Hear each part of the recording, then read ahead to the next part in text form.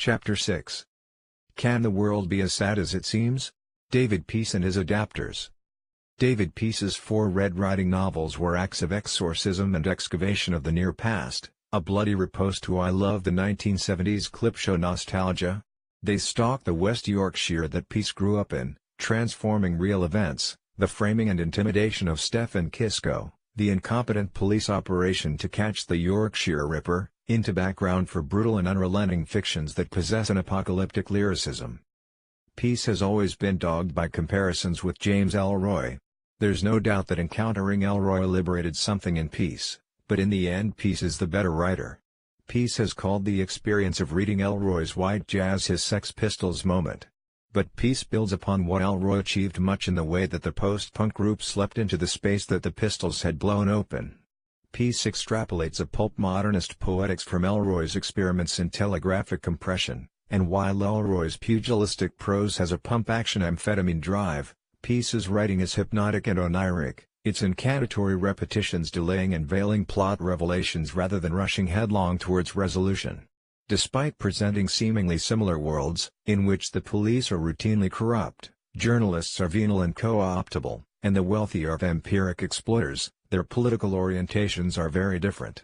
Ellroy is a Hobbesian conservative, who evinces a macho pragmatism that accepts violence, exploitation and betrayal as inevitable.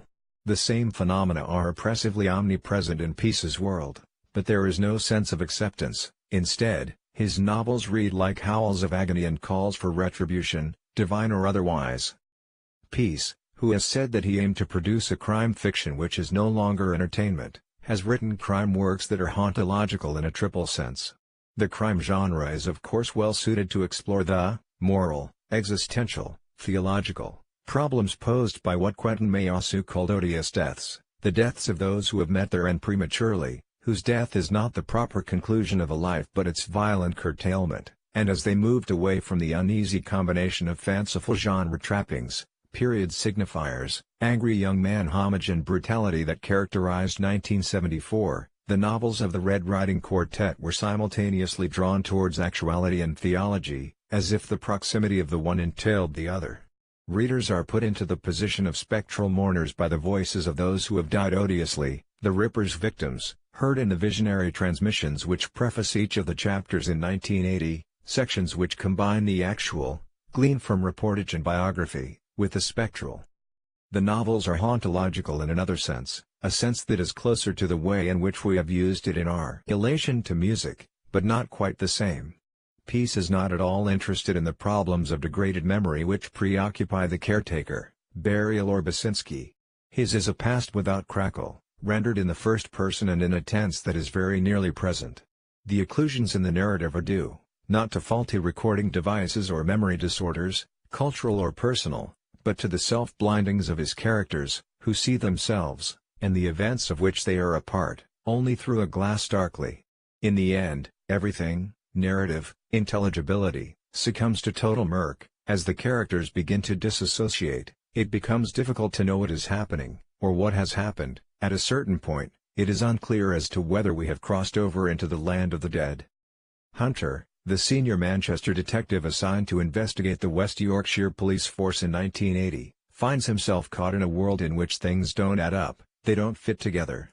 It's a Gnostic terrain.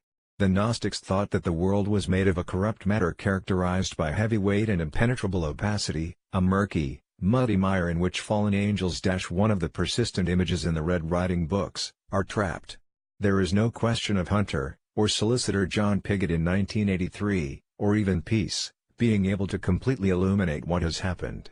This is a world in which, as Tony Grisoni, the screenwriter who adapted the novels for Channel 4, puts it, narratives disappear into the dark. The libidinal orientation towards the past is also markedly different in the case of Peace and sonic hauntology, whereas hauntological music has emphasized the unexplored potentials prematurely curtailed in the periods it invokes. Peace's novels are driven by the unexpiated suffering of Yorkshire at the end of the 70s. And Peace's writing is also hauntological in its intuition that particular places are stained by particular occurrences, and vice versa. As he has insisted in many interviews, it is no accident that Sutcliffe was the Yorkshire Ripper. Peace's books are avowedly anti-nostalgic, the anti-life on Mars, with its ambivalence towards police brutality, and its media representation. There is no such vindication in Peace's novels, no suppressed yearning for a time in which coppers could beat suspects with impunity.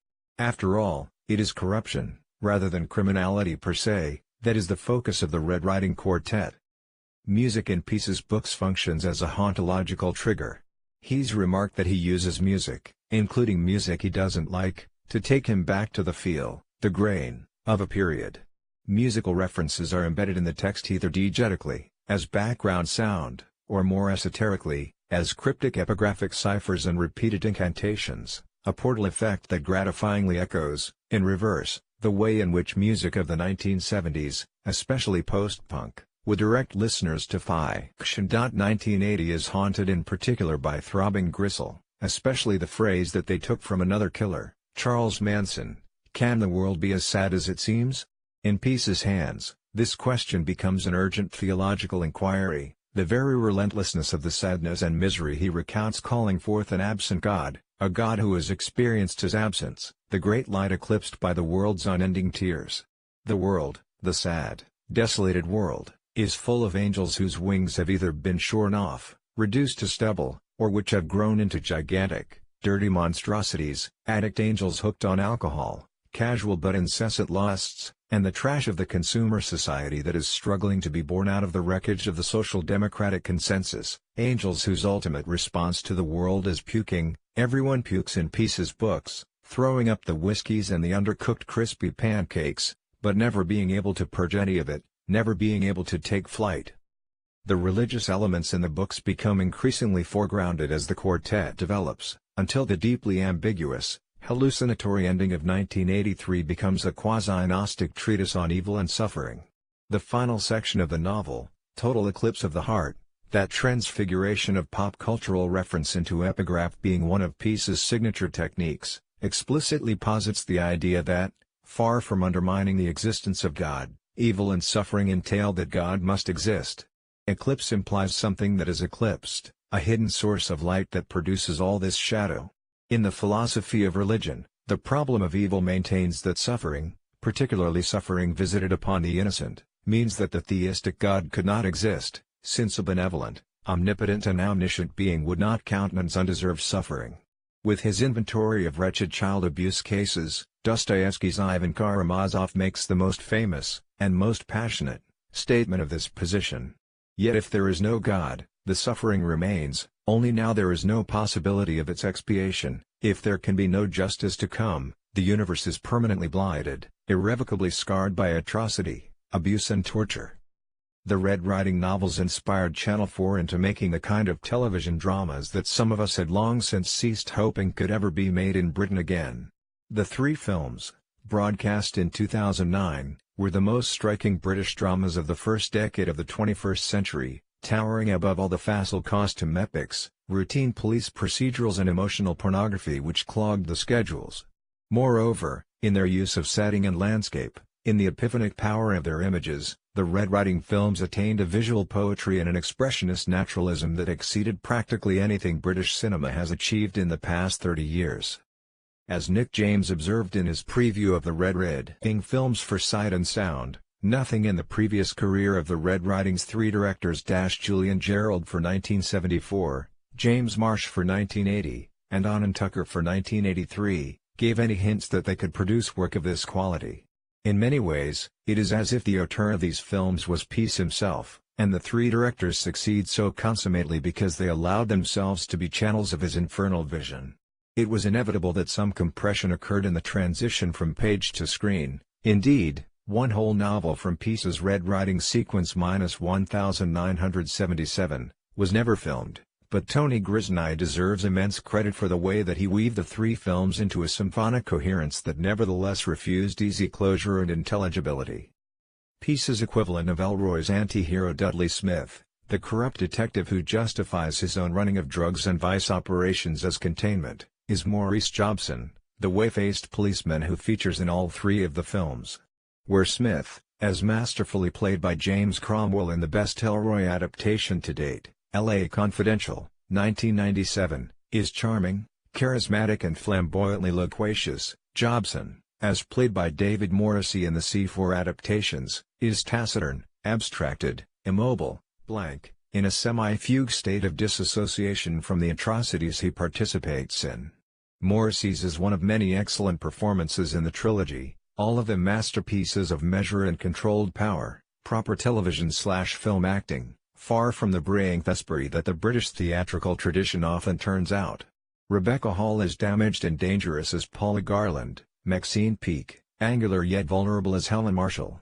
Sean Harris manages to make Robert Craven plausibly loathsome without tripping over into grand guignol grotesquerie, while Paddy Considine brings a flinty resolution to the role of Peter Hunter, one of the few lightbringers in the Red Riding's North, an inverted world in which evil enjoys carnivalesque license and the police and the powerful are free to do what they want.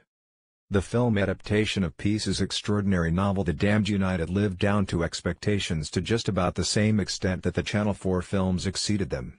The team tasked with adapting the novel looked unpromising.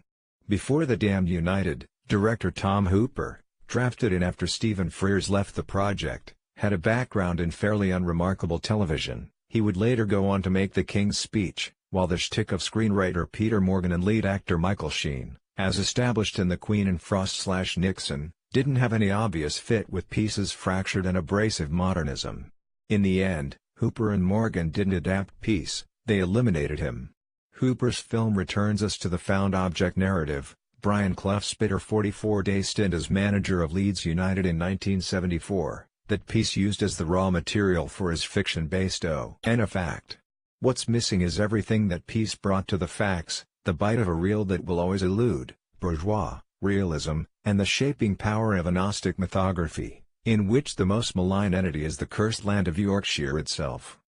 It can be tiresome to criticize a film adaptation simply for the ways it differs from its source novel. In this case, however, a close comparison of the two versions of The Damned United is instructive, for two reasons.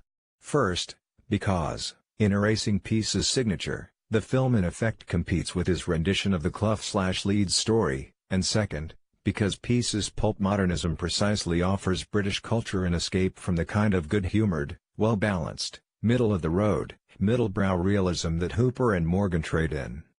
At the press screening, Morgan said that when he read The Damned United, it brought a nostalgia rush like eating Farley's rusks.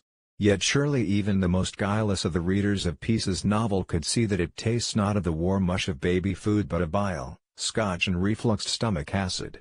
In Hooper and Morgan's hands, Clough's story is reduced to all of the givens, all the off-the-shelf narrative and thematic pegs. He was a misunderstood genius, struggling against an establishment represented by puffed-up provincial patriarchs like the Derby County chairman, Sam Longson. Well played by Jim Broadbent, he was self-destructive, and he needed his partner Peter Taylor, Timothy Spall, to curb his excesses. He was locked into an Oedipal struggle with the man he replaced at Leeds, Don Revie. Even this is told more than it is shown, and throughout, the audience treated as if it is witless. Dialogue is too often used for clumsy plot exposition or to crudely telegraph themes. Not only do Hooper and Morgan fail to evoke Peace's existential terrain, his blinded vision of Yorkshire, they also convey little of his intense sense of territoriality.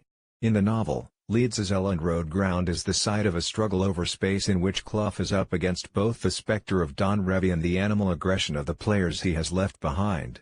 A striking image from the novel, of Clough chopping up and burning Revie's desk in an attempt to exorcise the absent father's ghost, inexplicably never made it to screen. The film also misses the purgatorial rhythm of sport which Peace caught so acutely. As every sports fan, never mind about coach, knows, the jouissance of sport is essentially masochistic. The Damned United shows what Clough's tragedy was. Chris Petty put in his review of the novel, deep down, he knew that winning was only loss deferred. The intense fear that colors everything in Peace's novel is dissolved in a tone that is frequently jaunty. Then there's Michael Sheen. The problem with Sheen's now well-established approach to historical characters is that it deprives the film's world of any autonomous reality. Why? Everything is indexed to a reality external to the film, judged only by how well it matches our already existing image of the character, whether that be Clough, Kenneth Williams, Blair or Frost. And there are bizarre bleed-throughs between the characters. At one point, it felt as if Sheen's campy Clough had morphed into Kenneth Williams. Certainly, Peace has an advantage over the filmmakers here. Written fiction can move beyond received television images of figures from recent history far more quickly than film can, but an actor with more courage and presence than Sheen might have reached beyond physical appearances to reach a truth of Clough not accessible via the TV footage. Instead, Sheen offers his usual tracing of mannerisms and verbal tics, competent enough as far as it goes, but devoid of any of the tortured inner life that Peace gave to his Clough. Even if the acting were uniformly superb, it would have needed far more than Hooper provides in order to summon the dread and misery of Peace's world, but the indifferent photography and the often appalling soundtrack make Hooper's The Damned United feel more like a dramatization of actual events than a film of Peace's novel.